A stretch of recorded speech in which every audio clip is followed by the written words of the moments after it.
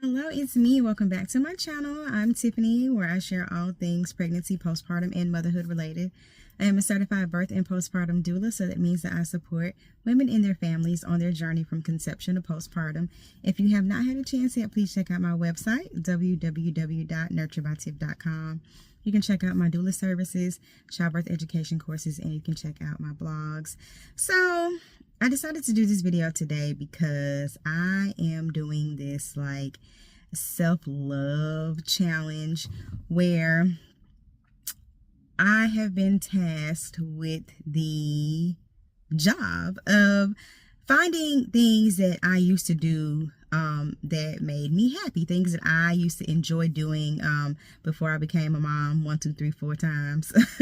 Being a mom, and before I get on this rant, people be like, oh, you can decide not to have kids. I'm not talking about people who don't have children. That is absolutely wonderful. If you make that decision, you don't want to have children, so you, for whatever reason, that is awesome. I'm talking about women who have made the decision to have children, and maybe they've gotten away from, hobbies and things like that that they used to do, once before. And it can be difficult, especially if you're working full time. When you come home from work, you have to typically tend to what your children need. If you have a husband or boyfriend or girlfriend, wife, however, whatever, you have to tend to, things that they need. There's household things that need to be done. So kind of being able to put yourself in a position where you can still do your hobbies and enjoy things that you used to do can sometimes fall by the wayside. You can really neglect yourself in a lot of ways when you make the decision to go into motherhood. And I mean, that just comes with the territory, but it's not an excuse. There are ways for you to find you again and find what you used to do and things that make you happy. So when I was younger, I used to read all the time. Like, we used to go to the library. I used to read, like, my favorite thing was like Goosebumps books. Like, I loved Goosebumps, especially when it came out with you get to select like their fate or whatever. You could read one page, and at the bottom it's like, if you choose this, go to this page. If you choose that, go to another page. But anyways, I used to love to read like all the time, and I had gotten away from that. So here recently, we were out shopping, standing in line at Target, and they have like a display where they have like all these books, and they were like 15, 20, 30% off or whatnot. So I came across this book called Love of My Afterlife. Y'all, I cannot put this book down. It is freaking awesome. So the main character in the book, her name is Delphi. And so what happens is she is in her apartment alone, and she chokes on a piece of burger, and she dies from it, right? So she ends up going, it's like the waiting room for people who are arriving like after they pass away or whatnot. And she's assigned like this afterlife therapist. And the afterlife therapist is trying to get her to like, navigate her through like, what to expect, and like asking her, does she want to see like her life flash before her eyes, like all kind of stuff, right? And so she gets the opportunity to meet this very handsome man.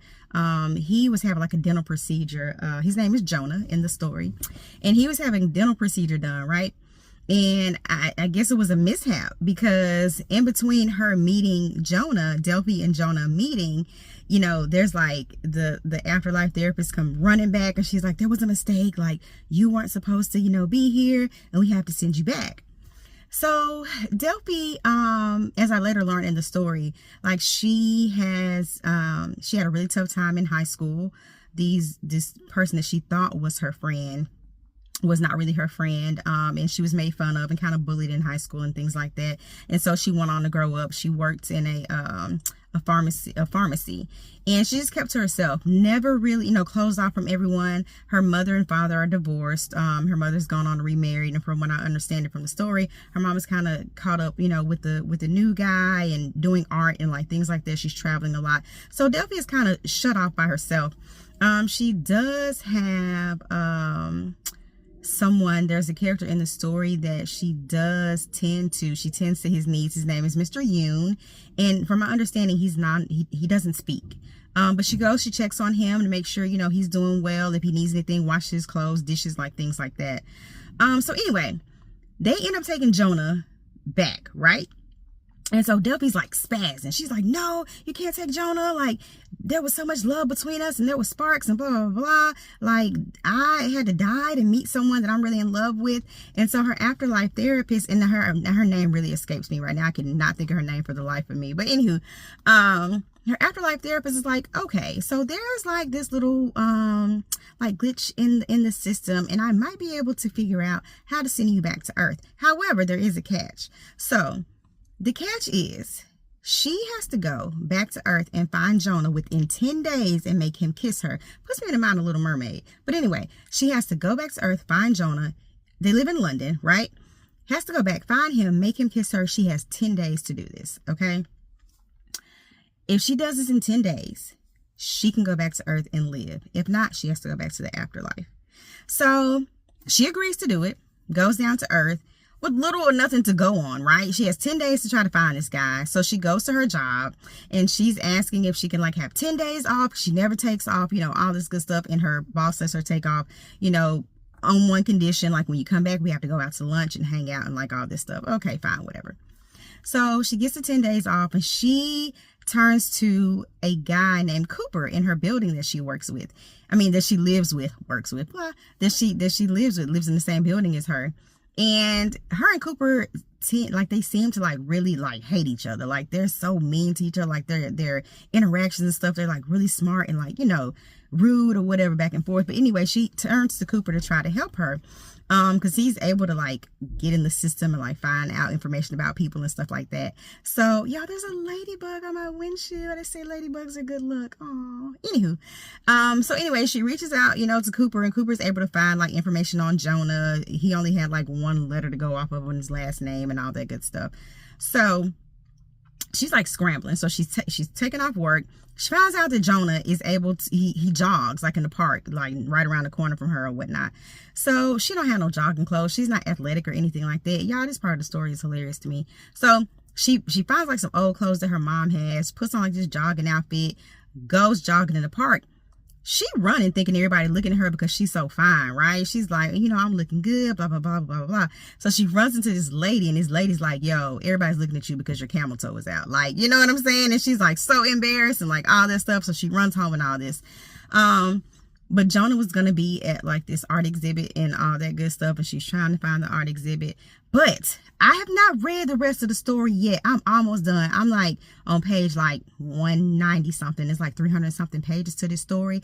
But from how everything is going, I don't know if she's gonna pull it off. But what I am seeing is her and Cooper, the guy that she be into with all the time, that's in her building, he and her are kind of becoming a little close. So what happened was, Cooper had lied to his parents about they've been trying to fix him up with a lady or whatever that he's not interested in. So he sequestered Delphi to see if she would go to dinner with him, right? You know, to kind of lie, because he told his family, well, I have a girlfriend and it was Delphi. And she's like, oh, whatever, I'll do you this favor. You help me find Jonah.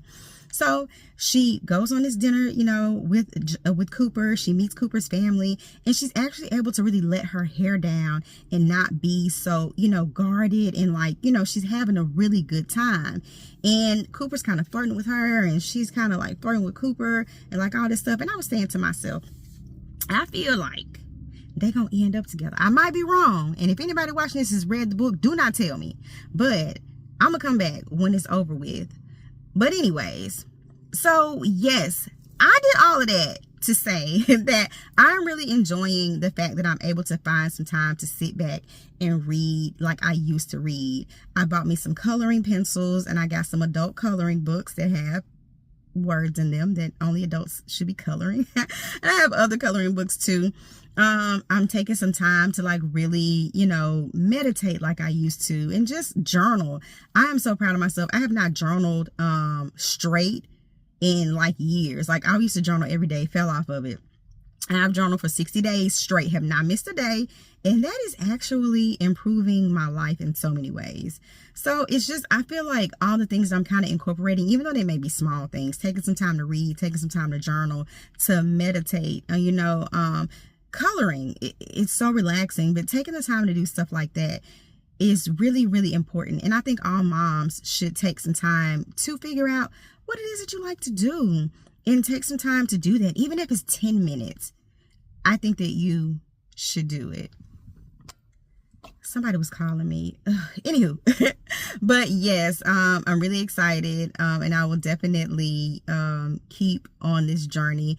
I'm gonna keep y'all updated on that book too. I'm almost done, but I do feel like her and Cooper are gonna end up together, but I could be wrong. But anywho, I thank you so much for watching. Thank you for your time, and you all have a wonderful evening. As always, comment, like, and subscribe, and I'll catch you on the next one.